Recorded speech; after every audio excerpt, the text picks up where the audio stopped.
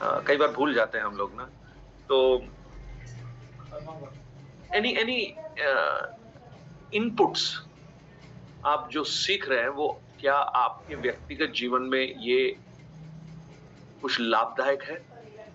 क्योंकि हम जब चर्च की बात करते हैं तो हमें लगता है कि चर्च वो जगह है जहां पर हम मिलते हैं जाकर, है ना, लोगों से मिलते हैं, आराधना करते हैं संडे को या वो करते हैं। लेकिन वास्तव में अगर हम चर्च देखें तो वी आर द चर्च। हम लोग कलीसिया हैं। मसीह की कलीसिया हम लोग ही तो है ना। लेकिन इस कलीसिया को, जो मसीह की दुल्हन है, उस कलीसिया को इकट्ठे होने के लिए एक जगह चाहिए जिसे हम चर्च का नाम देते हैं ना। हम उसको, बिल्डिंग को हम चर्च देखते हैं, but the reality, the we are the church. तो ये जो संदेश है वास्तव में ये उस समय की 7 कलीसियाओं के लिए लिखा गया था, परंतु ये पूरे विश्व के उन लोगों के लिए लिखा गया है जो वास्तव में कलीसिया है, और हम उसका अंग है, हम उसका भाग है। तो आप देखिएगा, आपने जो फर्स्ट लव के बारे में जो देखा, एफेसुस की कलीसिया जिस बात पे केयरलेस थी, है ना, लापरवाह कलीसिया किस लिए थी? क्योंकि उन्होंने अपने पहले प्रेम को खो दिया। तो इस बात को जब हम कल सीख रहे थे, तो आप, अगर आपको लगता है आप अनम्यूट करके कुछ बोलना चाहते हैं, कुछ विचार आपको मिले, कुछ इनपुट्स आपको मिले, तो बहुत अच्छा होगा, आप बताएं। या कुछ क्वेश्चंस आपके अगर हैं तो आप वो भी पूछ सकते हैं। उसके बाद हम आगे चलते हैं। उसको रिस्टोर भी तो करना है ना। जी यानी भैया, बड़ी कल एक जांचने का मौका मिला कि मेरा जो पहला सा प्रेम है वो खोया है क्या। मेरा परिश्रम करना, मेरा कलीसिया के लिए, जगत के लिए, मसीह जगत के लिए काम करना, क्या सच में उसमें पहला सा प्रेम है या उसमें स्वार्थ है। वो जांचने के लिए मेरे को मौका मिला। उन वचनों ने मुझे झिंझोड़ा और मैंने कल रात में काफी सोचा भी इस बारे में, और अपने आप को जांचने के लिए मौका मिला और सुधारने के लिए भी परमेश्वर से मैंने मांगा है। परमेश्वर मुझे बल और सामर्थ्य देगा। वेरी गुड अमित, आपने उस चीज को एक्सेप्ट किया और समझा। तो कोई और है जो कुछ बोलना चाहता है इसके बारे में? जी, कल मैंने सीखा और मैंने इस बात का आंकलन किया कि जब मैंने प्रभु को शुरू में ग्रहण किया था ना, जब पहले मैंने प्रभु को ग्रहण किया था, तो मेरे अंदर जितना उत्साह था वचन को सीखने के लिए और संगति करने के लिए और चर्च जाने के लिए, तो कहीं ना कहीं इतने सालों में अब थोड़ा कंप्लेसेंसी आ गया है, कंप्लेसेंट हो गए, है ना। तो वो उत्साह नहीं, अभी थोड़ा कभी कभी होता है, ऐसा चलता है, इस तरह का फॉर ग्रांटेड लेने लगे थे। तो उस चीज का आंकलन करने का मतलब मौका मिला और सीखने का मौका मिला कि कैसे इस चीज को हम मतलब इस पे हम लोग जय पा सकते हैं ना। कैसे हम वापस उस फर्स्ट लव को हम और प्रगाढ़ मतलब उसकी तरह और अपने करंट लाइफ में उस प्रेम को और प्रगाढ़ कर सकते हैं। ओके, सो आपको याद होगा वो जो वचन हमने पढ़ा था, यिर्मयाह 2 अध्याय, उसके दूसरे वचन में परमेश्वर कहता है, यरूशलेम में पुकार कर यह सुना दे कि परमेश्वर यहोवा यह कहता है, तेरी जवानी का स्नेह और तेरे विवाह के समय का प्रेम मुझे स्मरण आता है कि तू कैसे जंगल में मेरे पीछे पीछे चली, जहां भूमि जोती और बोई नहीं जाती थी। ये पता है कब की बात है? जब यरूशलेम, जब इजरायलियों को परमेश्वर ने मिस्र की गुलामी में से बाहर निकला, तो वो जंगल में होकर गुजर रहे थे। वहां कोई खेती नहीं करते थे, कोई जमीन बोई नहीं जाती थी, परंतु ये लोग बड़े उत्साह के साथ परमेश्वर के पीछे चलते थे। तो परमेश्वर ये बताने की कोशिश कर रहा है, यिर्मयाह के समय में जब पहुंचे, तो परमेश्वर ये कह रहा है, अरे तुम्हारा वो प्रेम कहां गया? वहां तुम्हारे पास घर भी नहीं थे, परंतु तुम मेरे पीछे चल रहे थे, खुशी के साथ चल रहे थे। लेकिन वो प्रेम मुझे याद आ रहा है, स्मरण आ रहा है। इसका मतलब आज नहीं है। अमित ने बोला, स्वाति ने बोला, आई अप्रिशिएट, आपने उस चीज को समझा, उस चीज को जाना। और भी कोई अगर कुछ कहना चाहते, कुछ इनपुट्स देना चाहते, कुछ विचार उनके हैं? एनीबॉडी?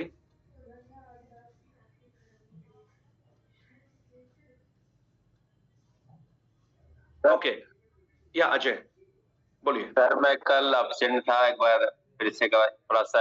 अरे भाई, अब तो बड़ा मुश्किल काम हो गया। चलो मैं अलग से बताऊंगा, है ना अजय, अलग से बताऊंगा।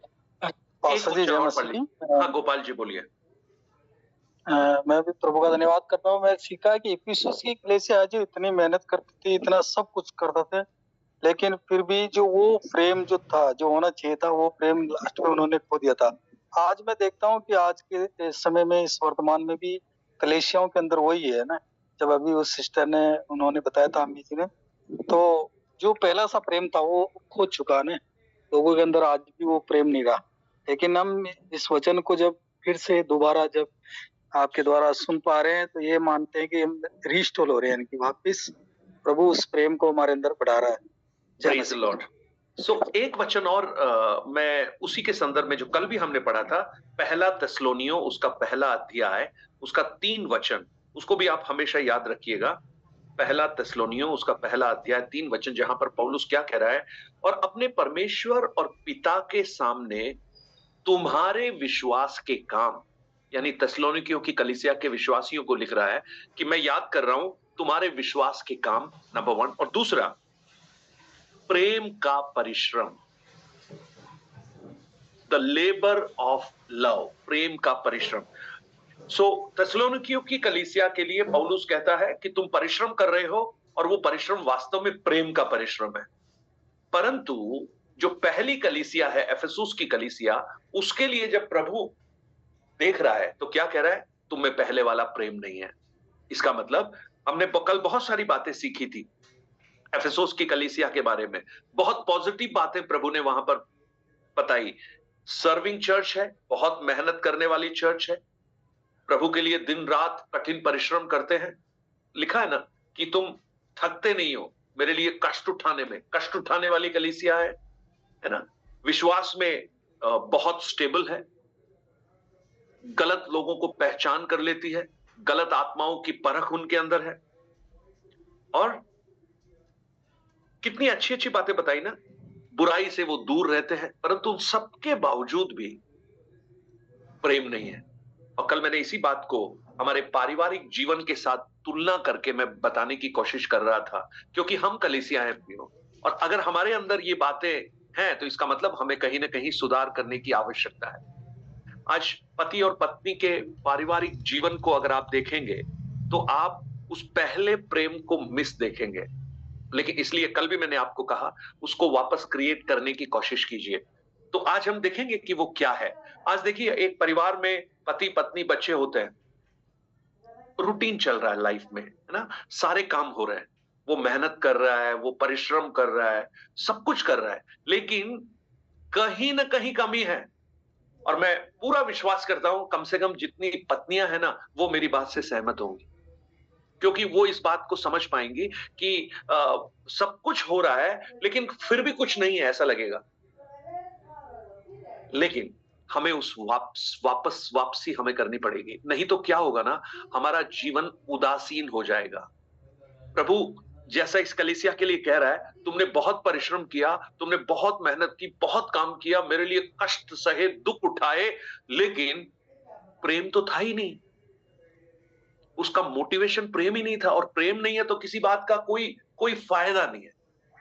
सो ये विचार हमारे मन को इन दिनों में रूपांतरित करने पाए, और हमारे पारिवारिक जीवन को परमेश्वर एक नए स्तर पर लेकर जाए। ओके, सो हम देखते हैं, अभी फर्स्ट लव के बारे में हमने देखा। सो अब वो फर्स्ट लव जो है वो कैसे रिस्टोर करेंगे, तो उसके बारे में 5 से लेकर 7 तक वचन को पढ़ लीजिएगा। दूसरा अध्याय, कविता 5 वचन से 7 वचन तक पढ़िएगा। इसलिए स्मरण कर कि तू कहां से गिरा है, और मन फिरा और पहले के समान काम कर। यदि तू मन न फिराएगा तो मैं तेरे पास आकर तेरी दीवट को उसके स्थान से हटा दूंगा। पर हाँ, तुझ में ये बात तो है कि तू निकुलाइयों के कामों से घृणा करता है, जिनसे मैं भी घृणा करता हूँ। जिसके कान हो वो सुन ले कि आत्मा कलीसियाओं से क्या कहता है। जो जय पाए, मैं उसे उस जीवन के पेड़ में से जो परमेश्वर के स्वर्गलोक में है फल खाने को दूंगा। ओके, सो हम इन 3 वचनों पर हम लोग आज डिस्कशन करने वाले हैं। सबसे पहला जो 3 बातें, जो मुख्य रूप से जो 3 बातें हैं, वो है एक, चेत कर, स्मरण करना, रिमेंबर, कहां से गिरा। दूसरा, रिमेंबर के बाद में क्या करना है? मन फिरा, रिपेंट। रिपेंट का मतलब पहले जब याद आया तो मन फिराना। और तीसरा क्या है?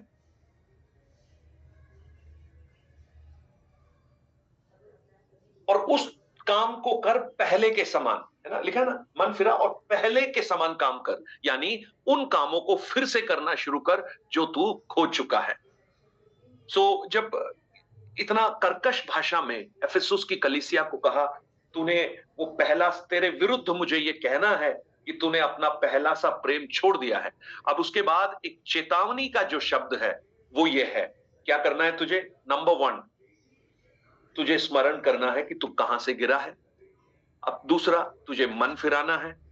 और तीसरा, पहले के काम को तुझे वापस पुनर्स्थापित करना है ना। तो इन 3 चीजों को हम देखेंगे। तो आप उस कलीसिया के संदर्भ में आप उसे देखिएगा, लेकिन आप उसे अपने व्यक्तिगत जीवन के साथ जोड़ दीजिए। Number 1, remember. ये रिमेंबर का मतलब क्या है? रिमेंबर, तू कहां से गिरा। ये देखिए, जब तक हमें समझ में नहीं आएगा ना कि प्रॉब्लम क्या है, कहां समस्या है, तब तक हम उसको हल ही नहीं कर सकते। आप जब दाऊद की उस परिस्थिति को देखेंगे, बिनाटी आपका अनम्यूट हो गया है, मैं म्यूट कर देता हूं ना। आप कुछ कह तो नहीं रहे हैं? हाँ, अभी म्यूट हो गया। सो जब दाऊद की उस बात को देखेंगे, दाऊद ने बहुत बड़ा पाप किया, और दाऊद ने जब पाप किया वो पाप में बना रहा। उसके बावजूद भी वो राजा था, उसके बावजूद भी वो आराधना करता था, उसके बावजूद भी वो सारे काम कर रहा था जो परमेश्वर की इच्छा के अनुसार थे, लेकिन वो पाप भी कर रहा था।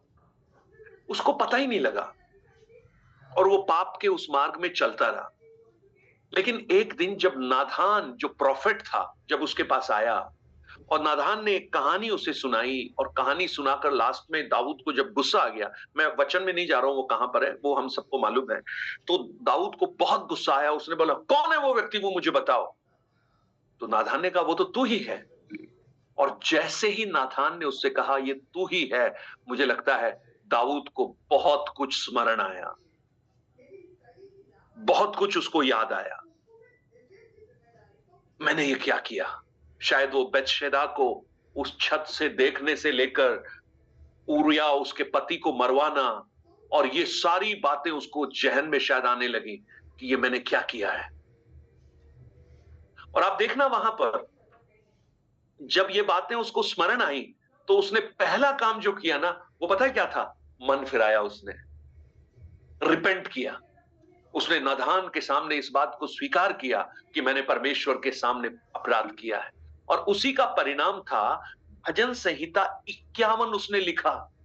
ये जो भजन 51 है ना, वो उस समय का भजन है जब परमेश्वर के दास नाथान ने आकर दाऊद को उसकी गलतियों के बारे में बताया। तब दाऊद ने पश्चाताप किया, और पश्चाताप कर उसने भजन 51 लिखा। उसके पहले वचन से ही जब पढ़ेंगे, वहां लिखा है, हे परमेश्वर, अपनी करुणा के अनुसार मुझ पर अनुग्रह कर, और अपनी बड़ी दया के अनुसार मेरे अपराधों को मिटा दे। मुझे भली भांति धोकर मेरा अधर्म दूर कर, मेरा पाप छुड़ाकर मुझे शुद्ध कर। मैं तो मेरे अपराधों को जानता हूं। I remember. कई लोग रिमेंबर नहीं करते, कई लोग उसको याद नहीं करना चाहते, उसको छुपाने की कोशिश करते हैं। नहीं, मैंने कुछ नहीं किया, अरे उसने किया था पहले, मैंने कुछ नहीं किया था, मेरी गलती थोड़ी है, गलती तो उसकी है। और आज भी हम इसी बात को लेकर चलते हैं। लेकिन जब रिमेंबर किया ना, आप देखना भजन 51 में वो बार बार इस बात को कहता है, मैंने पाप किया, तेरी आत्मा मुझसे दूर मत कर, मुझसे गलती हो गई। और इस बात ने दाऊद को वास्तव में वो बनाया जो आज हम दाऊद के बारे में देखते हैं। परमेश्वर शाऊल से नफरत नहीं करता था। परमेश्वर ने शाऊल को राजा बनाया, उसको भी मौका मिला। लेकिन जब उसके जीवन में पाप हुआ, उसके जीवन में जब अपराध हुआ, और शामुएल भी, उसने पता है क्या किया?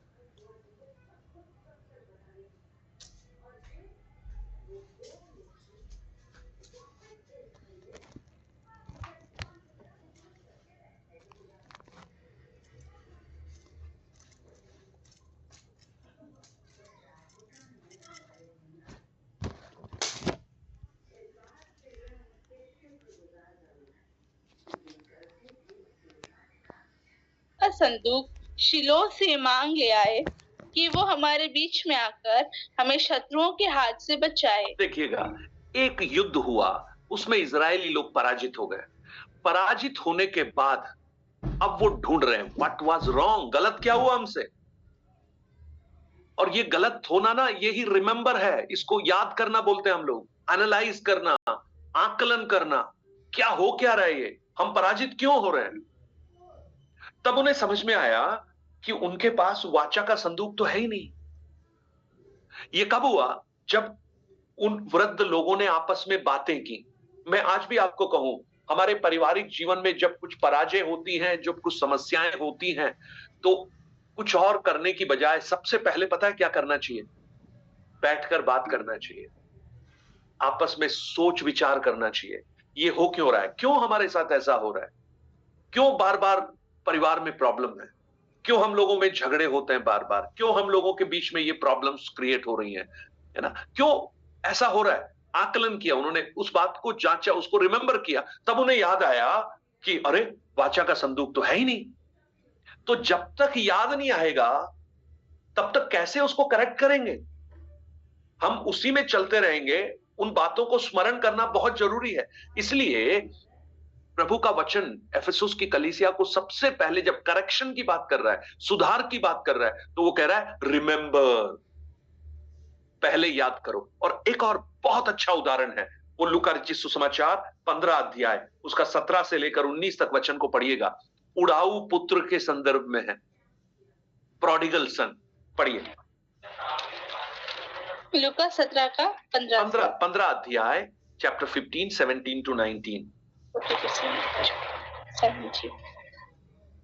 जब वो अपने आपे में आया तब कहने लगा, मेरे पिता के कितने ही मजदूरों को भोजन से अधिक रोटी मिलती है और मैं यहाँ भूखा मर रहा हूँ। मैं उठकर अपने पिता के पास जाऊंगा और उससे कहूंगा कि पिताजी, मैंने स्वर्ग के विरोध में और तेरी दृष्टि में पाप किया है। अब इस योग्य नहीं रहा कि तेरा पुत्र कहलाऊं। मुझे अपने एक मजदूर के समान रख ले। आप देखिएगा, उड़ाऊ पुत्र कैसी हालत में मालूम है ना? सुअरों के बीच में खाना खा रहा है, उनका कुछ भी नहीं है उसके पास। लिखा है एक दिन वो आपे में आया और उसने कुछ स्मरण किया। ही रिमेंबर्ड। क्या स्मरण आया उसको? उसके पिता के घर के बारे में स्मरण आया। मेरे पिता के घर में कितने सारे नौकर चाकर हैं, है ना, और मैं यहां पर भूखा मर रहा हूं, और मेरे पिता के कितने मजदूर हैं जिनको जितनी रोटी चाहिए उससे अधिक खाना मिलता है। तो मैं एक काम करूंगा, मैं वापस अपने पिता के पास जाऊंगा। तो एक बहुत अच्छा पिक्चर है उस रिस्टोरेशन के बारे में कि क्या था, अभी क्या है, और जब उसको रिमेंबर कर कर एक नया कदम उठाता है तो क्या हो जाएगा ना। मैं समझा पा रहा हूं ना? वो क्या था? पिता का पुत्र था, लेकिन आज क्या बन गया? वो एक सुअरों को चराने वाला व्यक्ति बन गया। और वहां पड़े होकर उसको याद आने लगा, स्मरण करने लगा। उसको याद आया कि मेरे पिता के घर में क्या है। इट्स अ ब्यूटीफुल पिक्चर, स्मरण करने का। और जब उसको स्मरण आया तो उसने एक निश्चय किया, मैं वापस अपने पिता के पास जाऊंगा। यानी करेक्टिव एक्शन लिया उसने, उसको सुधार का एक कदम हम बोल सकते हैं। सो देखिएगा, आज अगर मैं और आप उस पहले प्रेम को अगर हम स्मरण करना चाहते हैं तो हमारे उस जीवन के अनुभव को आप स्मरण कीजिए जब हमने मसीह को ग्रहण किया था, है ना। आज हम में से कुछ लोगों ने इस बात को कहा भी, तो आप रिमेंबर कीजिए। क्या आपको स्मरण करना है? नंबर 1 आपको स्मरण करना है, आप जब उस प्रभु के साथ उस प्रेम में आए थे, यानी जब आपने उद्धार पाया था, जब आपने अपने जीवन को प्रभु के लिए समर्पण किया था, आप कितना समय परमेश्वर के वचन को पढ़ने में और मनन करने में बिताते थे? स्मरण कीजिए थोड़ा सा। मैं आपको कहूं, मैं जब इस वचन को मैं बोल रहा हूं उसमें मैं भी शामिल हूं आपके साथ। आज मैं पास्टर हो गया हूं, मैं बहुत व्यस्त हो गया हूं, लेकिन सच में कहूं मैं बहुत बार परमेश्वर के वचन को पढ़ने में मैं वंचित हो जाता हूं। लेकिन जब मैं इस बात को पढ़ रहा था, मुझे एक चीज याद आई कि मुझे वापस उस बात को स्मरण करने की आवश्यकता है। रिमेंबर, आप सोचिए आप कितना समय उस समय बिताते थे और आज कहां हैं आप, ये सोचिए। आप रिमेंबर कीजिए आप कैसे प्रार्थना करते थे, कैसे आपको प्रार्थना करने की इच्छा थी, कितना ईगर थे आप प्रार्थना करने के लिए। लेकिन आज आप कहां हैं, ये सोचिए। आप स्मरण कीजिए कि जब आप संगतियों में जाते थे तो आपको कितनी खुशी होती थी। मैं उससे मिलूंगा, मैं इससे मिलूंगा, हम दोनों मिलकर प्रार्थना करेंगे, कितनी खुशी होती थी। क्या आज वो खुशी है? या आज आप एक रूटीन की तरह से, अरे जाना है तो जाना है, 2 घंटे बिताने हैं, वापस आ जाएंगे, वही 2 गाने होंगे, 3 गाने होंगे, फिर प्रचार होगा, भजन संहिता होगा, आशीर्वाद बोलेंगे, हम तुरंत उठ के आ जाएंगे। क्या वो एक्साइटमेंट है? क्या वो खुशी है? आप स्मरण कीजिए कि जब आपने उस विश्वास का मार्ग अपनाया था तो आप कितने उत्साहित थे उस मसीह को लोगों के सामने बताने के लिए। जहां भी जाते थे आप अपनी टेस्टिमनी देते थे, यीशु के बारे में उनको बताते थे। लेकिन क्या आज वो आपके जीवन में है? मैं कहूं अगर नहीं है तो प्रभु मुझसे और आपसे ये बात कर रहा है, तेरा पहला सा प्रेम खो गया है, अभी वो लव नहीं है। और अगर वो नहीं है ना, उसके बाद हम जो कुछ भी कर रहे हैं, पता है वो क्या है? वो सब एक ट्रेडिशन है, एक धार्मिक रीति रिवाज है जिससे प्रभु को कोई रुचि नहीं है। 70 वर्षों तक इजरायलियों ने उपवास किया, 3रे महीने, 5वें महीने, 7वें महीने, 70 सालों तक बेबीलोन की गुलामी में उपवास करते रहे। लेकिन परमेश्वर पता है उनसे क्या पूछता है? इन 70 सालों में तुम जो ये उपवास कर रहे थे, क्या वो मेरे लिए कर रहे थे? आप सोचिए कितना बड़ा एक वो है, मेरे लिए कर रहे थे। मत्ती रचित सुसमाचार 7 अध्याय में आप देखिएगा, मत्ती 7 अध्याय में ये एक बहुत ही हमें चैलेंज करने वाला एक वचन है। निकालिए मत्ती रचित सुसमाचार उसका 7 अध्याय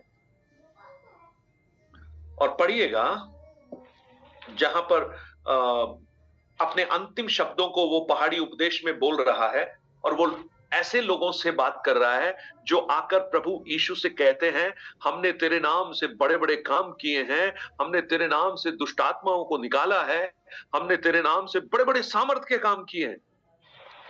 पढ़िए कहां है? मत्ती 7 अध्याय में 22 उस दिन वो तेरे मुंह से कहेंगे, हे प्रभु क्या हमने तेरे नाम से भविष्यवाणी नहीं की, और तेरे नाम से दुष्ट आत्माओं को नहीं निकाला, और तेरे नाम से बहुत अचंभे काम नहीं किए? तब मैं उनसे खुलकर कह दूंगा कि मैं तुमको कभी नहीं जानता। आप सोचिए आज जो हम देख रहे हैं ना, आप देखना ये जो बोल रहा हूं वो आज जो हम देख रहे हैं, बड़े बड़े क्रूसेड्स, बड़े बड़े चमत्कार, बड़े बड़े, मैं किसी के ऊपर मैं आकलन नहीं कर सकता, मैं किसी को जज नहीं कर सकता, लेकिन जो आज बहुत बड़े बड़े जो आप सोच रहे हैं ना, शायद वो जब वहां पहुंचेंगे प्रभु कहेगा मैं तो तुमको जानता ही नहीं हूं। और मैं कहूं ऐसे इतने लोग जो गांव के अंदर होंगे, कुछ शहर में कोई उनको जानता भी नहीं होगा, उनकी छोटी छोटी सी कलीसियाएं होंगी, लोगों ने उनको रिकॉग्नाइज ही नहीं किया होगा, वो लोग शायद विश्वस्तता का ताज पाकर वो स्वर्ग में ऊंचे स्थानों पर बैठे होंगे। तो ये लोग जो हैं, जो कह रहे हैं हमने भविष्यवाणी भी की है, दुष्ट आत्माओं को भी निकाला है और बहुत अचंभे के काम भी किए हैं, ये कौन लोग हैं? ये कौन लोग हैं जिनके लिए प्रभु कहता मैं तुमको जानता ही नहीं हूं? लेकिन आज हम कहेंगे ऐसे लोगों को सब जानते हैं। यूट्यूब पे उनके बहुत बड़े फॉलोअर हैं, उनके चर्च में भीड़ की भीड़ है, आज वो समाज में बहुत प्रतिष्ठित और बड़े धनवान और बड़े लोग बन गए हैं, लेकिन यीशु उनको क्या कह रहा है? मैं तुमको जानता ही नहीं हूं। आप क्या चाहते हैं प्रियो? आप लोगों को जानना आपको पसंद है या प्रभु आपको जाने वो पसंद है? क्योंकि हम बहुत से काम कर सकते हैं, लेकिन बिना प्रेम के अगर उन कामों को हम करेंगे उसका कोई औचित्य नहीं है। कल मैंने एक उदाहरण आपको दिया, एक छोटा सा उदाहरण था। मैं आपको माफ कीजिएगा, मैं इसलिए नहीं बोल रहा हूं कि मैं कुछ करूं या आपको बताने की कोशिश करूं, लेकिन आज उसका एक प्रैक्टिकल एग्जाम्पल मेरे लाइफ में हुआ। मैं सुबह जब कहीं जाने के लिए तैयार हुआ, मैं बैठा था, अचानक से एक फोन आया। एक प्रभु के दास हैं, वो काफी समय से बीमार हैं, उनकी पत्नी का पिछले दिनों देहांत हो गया, 2 बच्चियां हैं और उनको ब्लड इनप्योर हो गया, उनका ब्लड ट्रांसमिट होता है, उनके प्लेटलेट्स हमेशा कम हो जाते हैं। बहुत करीब 1.25 महीने से वो हॉस्पिटल में एडमिट थे।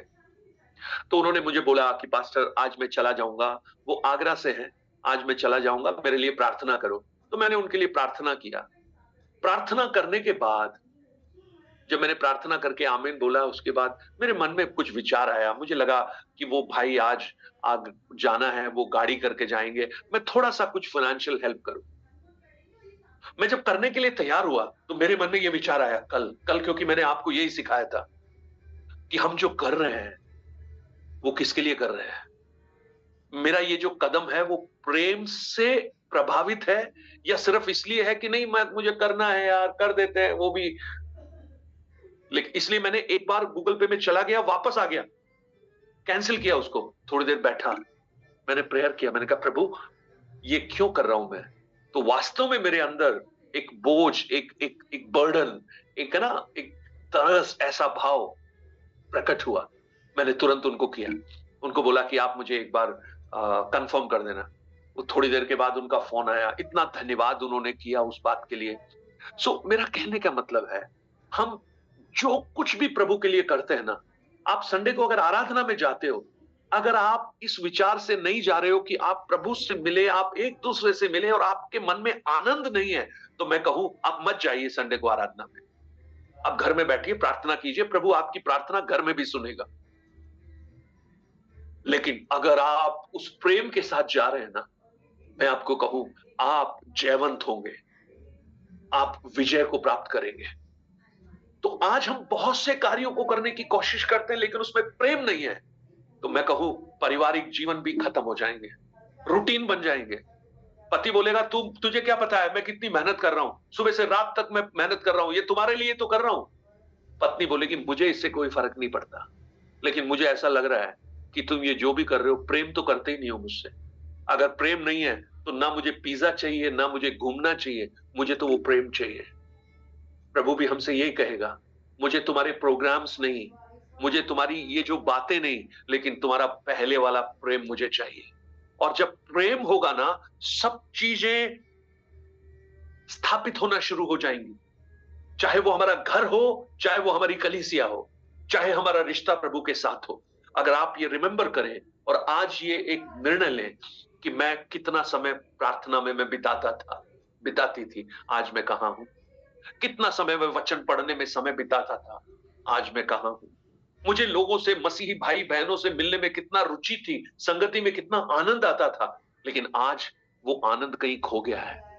मैं पहले लोगों को, हर किसी को मैं मसीह के बारे में बताने में उत्सुक थी, लेकिन आज मैं वो नहीं कर पा रहा हूं। तो इसका अर्थ है कहीं ना कहीं वो प्रेम जा रहा है प्रियो। और मैं आपको कहूं, जहां प्रेम घटने लगता है ना, तो वो लाइट भी कम होना शुरू हो जाती है।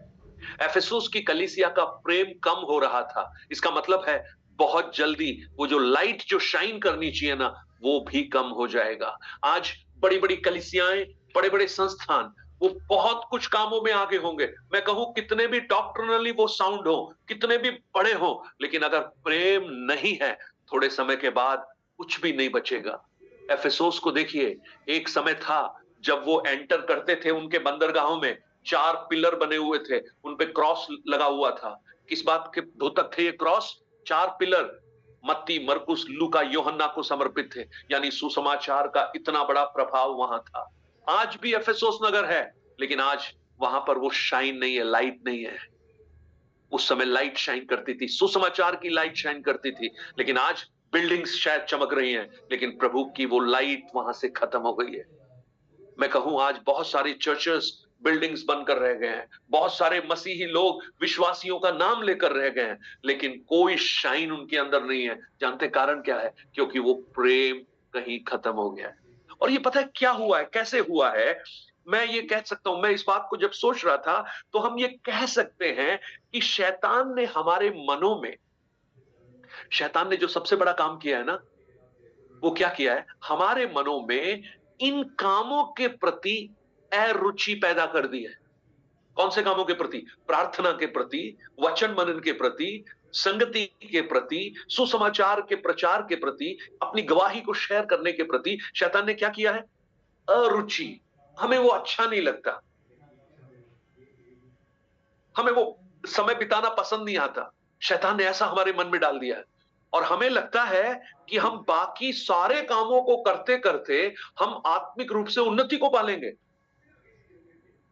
उदाहरण के लिए मैं बोल रहा हूं, अभी हम ना तो बाइबल पढ़ते हैं, ना वचन पढ़ते हैं, ना संगति की रुचि है, ना अपनी गवाही या मसीह को लोगों के बारे में बताते हैं। फिर एक दिन पता लगा कि एक क्रूसेड होने वाला है। कहां पे है क्रूसेड? 200 किलोमीटर दूर है। तो हम पता है, अरे हमको जाना ही जाना है, बहुत आत्मिक रूप से बहुत उन्नति होने वाली है वहां पर। हम बच्चों को इकट्ठा करते हैं, पैसे नहीं है, उधार लेते हैं, पेट्रोल डाल रहे हैं, और उसके बाद हम क्या सोच रहे हैं? हमने कितना कष्ट उठाया, हम कितनी मेहनत करके, देखो हम आत्मिक उन्नति की चाह कर रहे हैं। लेकिन मैं आपको कहूं, कोई फायदा नहीं। अगर हमने उस बेसिक्स के साथ समझौता कर लिया, हम कहीं भी नहीं टिकेंगे। हम बहुत कुछ करने की बजाय अगर हम हमारे उस पुराने कामों में, देखिए कितना खूबसूरत तरीके से प्रभु की आत्मा उस वचन को वहां पर बताने की कोशिश कर रही है। आप 5 वचन एक बार फिर से पढ़ लीजिए, 2:5। इसलिए स्मरण कर कि तू कहां से गिरा है, और मन फिरा और पहले के समान काम कर। हाँ, पहले स्मरण कर, मन फिरा। ये मन फिराने का मतलब क्या है? जब स्मरण आता है ना, तो मन फिराते हैं। जैसे पति और पत्नी बैठ के बात करें, हो क्या रहा है, फिर कुछ स्मरण आया, फिर डिसाइड किया, नहीं अब से हम ऐसा नहीं करेंगे, प्रेज द लॉर्ड, अब से हम इस चीजों को दूर करेंगे। प्रभु के साथ के हमारे रिश्ते में सबसे बड़ी प्रॉब्लम पता है क्या है? कम्युनिकेशन नहीं होता प्रभु के साथ। और कम्युनिकेशन कैसे होता है? प्रार्थना के द्वारा। कम्युनिकेशन कैसे होता है? वचन के द्वारा। प्रार्थना में हम अपनी बात प्रभु को बोलते हैं, और वचन में प्रभु अपनी बात हमें बताता है। अगर ये दोनों ही नहीं है तो कम्युनिकेशन नहीं है। और अगर कम्युनिकेशन नहीं है तो रिश्तों में खटास आना शुरू हो जाती है। आप पूछ लेना अपनी पत्नी से, आपको सबसे बड़ी प्रॉब्लम क्या है? पता है वो क्या बोलेंगी? मेरे पति मेरे लिए टाइम नहीं देते हैं। पति बोलेगा, मैं तो हमेशा घर में रहता हूं, मैं तो सुबह से जाता हूं काम पे, उसके बाद आता हूं, इन्हीं के साथ तो रहता हूं। पत्नी बोलेगी, रहते तो हैं लेकिन मेरे साथ नहीं रहते हैं। ये अपने फोन में रहते हैं, ये अपने कामों में रहते हैं, लेकिन मेरे साथ बिताने के लिए इनके पास समय नहीं है। ओह प्रेज द लॉर्ड। आप समझिए प्रियो, क्वालिटी टाइम आप बिताना शुरू कीजिए, आपका फैमिली लाइफ प्लस हो जाएगा। बोलिए 15 मिनट पत्नी के साथ, पति के साथ बैठेंगे, उस समय ना तो फोन होगा ना कुछ और होगा। शीलू भी है क्या मीटिंग में? हाँ वो भी है, कहीं मुझे अभी बोल देगी, बोले बोला है आपने, आप अब करना शुरू करो। कुछ भी नहीं होगा, हम लोग आपस में बात करेंगे। ये बहुत बड़ी प्रॉब्लम है, बात नहीं करना। क्योंकि मैं सुनता हूं ना, मुझे शीलू बोलती है अब मुझसे बात नहीं करते। मैं कहता हूं मैं हमेशा बात करता हूं। वो कहते क्या बात करते हो? चाय बना देना, खाना बन गया क्या, ये हो गया क्या? तो बोले ये थोड़ी है बात करना। तो हम कई बार प्रभु के साथ भी ऐसा ही करते हैं। प्रभु बोलेगा बेटा बात तो कर यार, प्रार्थना तो कर, मुझसे सुन तो सही। हमने अपनी पर्सनल प्रेयर को पता है किसके साथ समझौता कर लिया? पब्लिक प्रेयर के साथ में। व्यक्तिगत प्रार्थना नहीं है, लेकिन जैसे ही कलीसिया में बोलते हैं कोई प्रार्थना करे, तो जो बिल्कुल प्रार्थना नहीं करता, वो तुरंत प्रार्थना करता है, स्वर्गीय पिता परमेश्वर हम आपको धन्यवाद देते हैं। लोग कहेंगे यार ये देखो पहले प्रार्थना करते, कितनी जबरदस्त प्रार्थना करते हैं।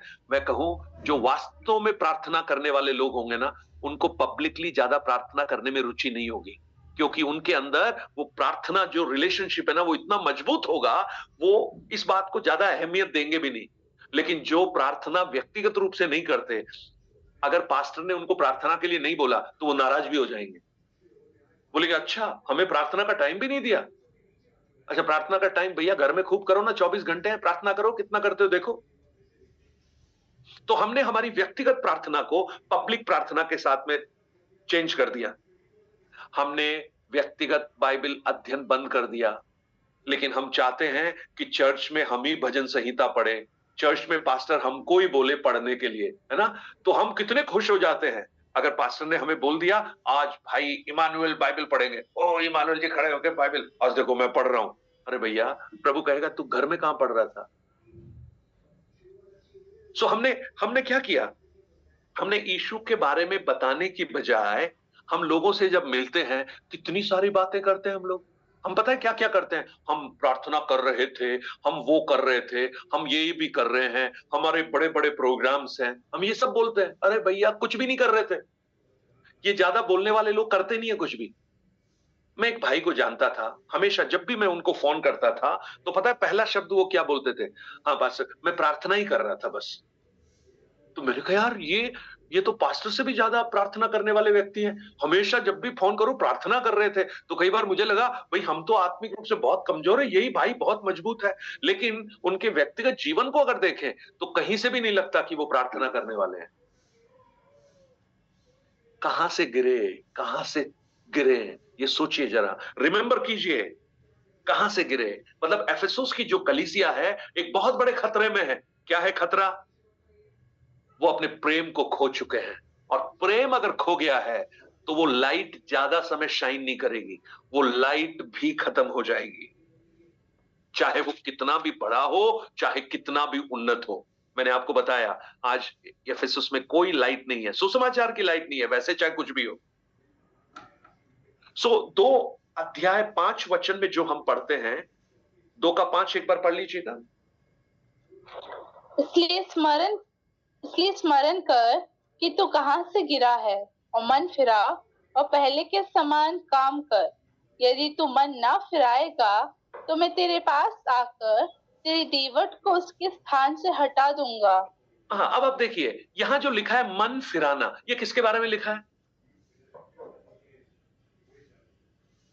किसके बारे में लिखा बताइए? कलीसिया के बारे में, इफिसुस और कलीसिया के बारे में। हमारे किस लिए, चीज मन फिराना? हमारे लिए फरस नहीं, क्या मन फिराना?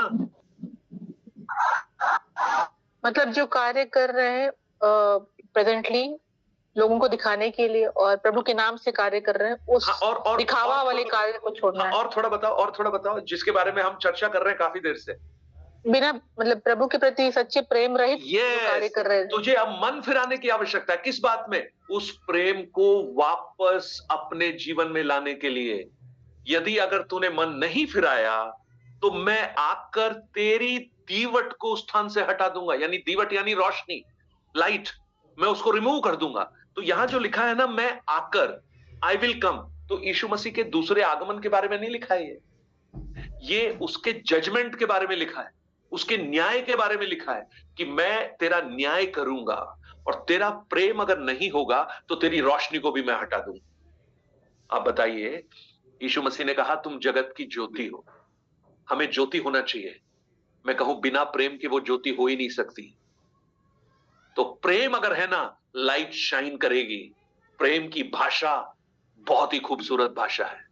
सो वो प्रेम अपने अंदर पैदा कीजिए। और वो कैसे आएगा? आप वचन को पढ़िए, प्रार्थना करिए, संगति के प्रति रुचि रखिए, यीशु के बारे में बताना शुरू कीजिए। जब ऐसा करेंगे वो प्रेम आपके जीवन में वापस आना शुरू हो जाएगा। अब 7 वचन को भी जब हम पढ़ते हैं, 7 वचन में क्या लिखा है? जिसके कान हो वो सुन ले। कि आत्मा कलीसिया से क्या कहता है। जो जय पाए मैं उसे उस जीवन के पेड़ में से जो परमेश्वर के स्वर्गलोक में है फल खाने को दूंगा। ये ना, ये जो जय पाए, ये हम हर जगह देखेंगे बाइबल में, प्रकाशित वाक्य में खासकर, जो जय पाए, जो जय पाए। क्या है ये जय पाने का मतलब? ओवरकमर्स। हम जब इसके बारे में पढ़ते हैं जो जय पाए, तो हमारे मन में क्या पिक्चर आती है? कौन से जय पाने के बारे में बात कर रहे हैं? अनंत जीवन के बारे में। हाँ ठीक है, अनंत जीवन के बारे में है, लेकिन जय किस पे पाना? प्रभु ने मौत पे जय पाई। नहीं, सारी चीजों को मारकर जय किस पे पाना? पाप में जय पाना, प्रेम में जय पाना, जो टेम्पटेशंस और सिन है उस पे जय पाना, जो इन परिस्थितियों से जय पाएगा। हाँ कविता, कौन सी परिस्थितियों से? तो हमारा पहला जीवन था पाप भरा, उसको छोड़ के परमेश्वर में बढ़ना। नहीं, वो तो हमने उद्धार के समय कर लिया, लेकिन यहाँ जो लिखा है, हाँ? बिना प्रेम के जो हम काम कर रहे हैं, बिना प्रेम के जो कर रहे हैं उस पर जय पाना, क्योंकि खास उस बात के लिए लिखा है। हम जो सोचते हैं जो जय पाए, हमें पता है क्या लगता है? पाप पर जय पाना, है ना?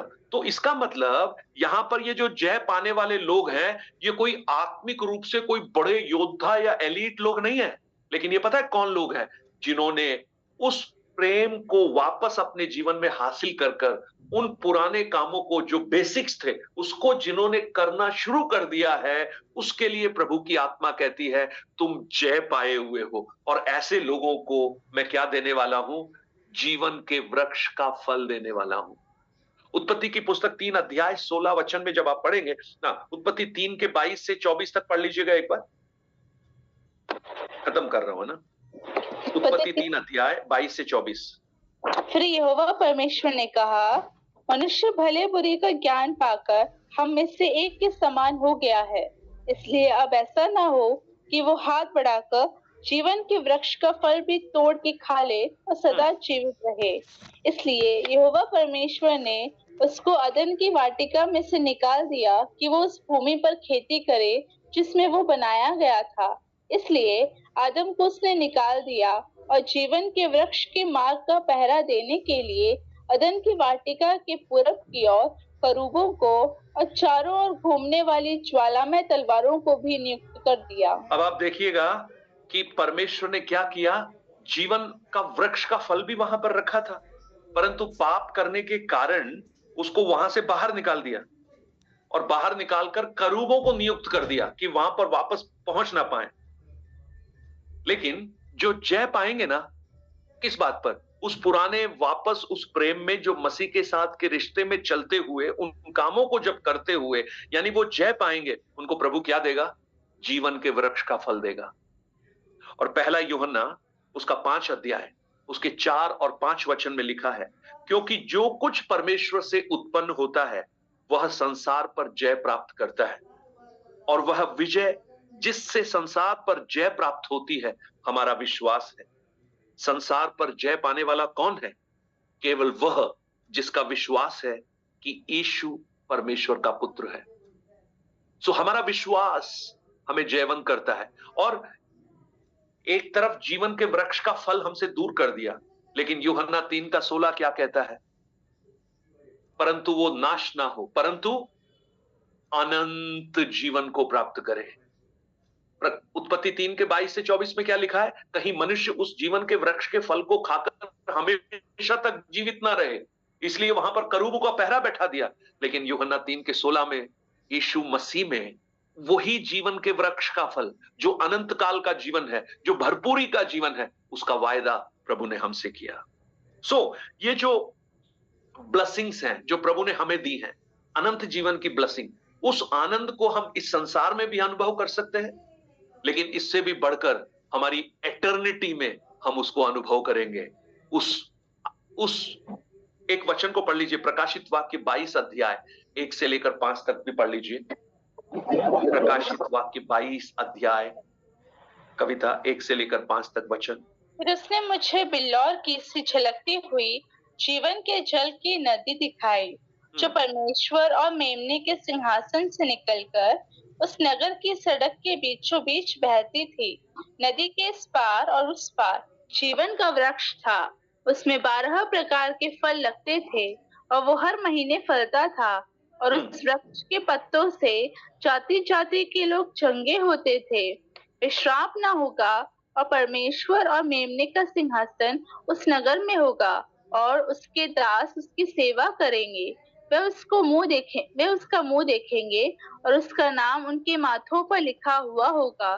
फिर रात न होगी, और उन्हें दीपक और सूर्य की उजाले की आवश्यकता न होगी, क्योंकि प्रभु परमेश्वर उन्हें उजाला देगा, और वे युगानुयुग की राज्य करेंगे। ये हम एटर्निटी में एंजॉय करेंगे। इस संसार में जब हम रहते हैं, जब उस प्रभु यीशु पर विश्वास करते हैं, तो वो वायदा हमारे जीवन में प्रकट हो गया। लेकिन उसका प्रकटीकरण कब होगा? जब मसीह आएगा। और इसलिए पहले यूहन्ना में लिखा है, हम नहीं जानते कि हम क्या होंगे, परंतु इतना मालूम है, जब मसीह प्रकट होगा हम भी उसके समान हो जाएंगे। चर्च जो एफेसुस का है, वो लापरवाह चर्च है। क्यों? उन्होंने अपने उन कामों को छोड़ दिया, नेग्लेक्ट कर दिया, उस प्रेम को छोड़ दिया। तो मैं आपसे पूछना चाहता हूं, क्या हम कहीं लापरवाह तो नहीं हो गए? क्या हम भी उस एफेसुस की कलीसिया के समान अपने कामों को छोड़कर, प्रेम को छोड़कर कामों को तो नहीं कर रहे? आइए प्रियो, वापस लौटे उस प्रेम में, वापस लौटे उसी आनंद में, वापस लौटे उसी खूबसूरत रिश्ते में प्रभु के साथ। और जब वो स्थापित होगा ना, हमारी ज्योति लोगों के सामने चमकना प्रारंभ होगी। और जब हम ऐसा करेंगे, तो प्रभु का वायदा है हमारे लिए, जीवन के वृक्ष का फल वो हमें देगा। आंखों को बंद करें, प्रार्थना करें और परमेश्वर से कहें, प्रभु हमारे जीवन में ये जो वचन हम सीख रहे हैं, ये हमारे जीवन में अद्भुत काम करने पाए। Praise the Lord. प्रार्थना कीजिएगा, सब लोग मिलकर प्रार्थना करें। और मैं चाहूंगा शीलू अभी है तो प्रार्थना में अगुवाई कर दीजिए। Sheelu, can you lead us in prayer? ये हम प्रार्थना करें।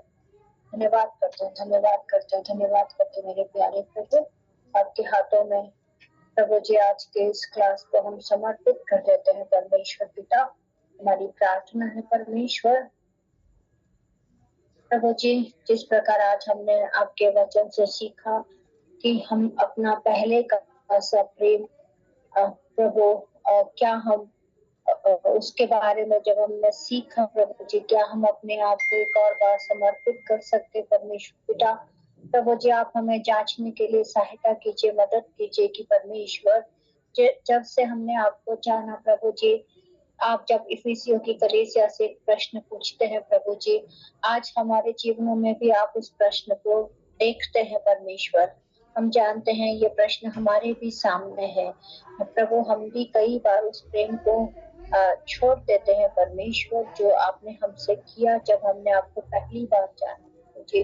लेकिन होने दे परमेश्वर, हमारे जीवन में जब ये प्रश्न हमारे सामने आता है, हम इसका उत्तर प्रभु जी जो उपयुक्त उत्तर है वो हम आपको देने पाए परमेश्वर पिता। हमें आप मदद कीजिए प्रभु, आपके दास को इतना तक प्रभु जी आपने अनुग्रह किया, इसके लिए धन्यवाद करते हैं। आपके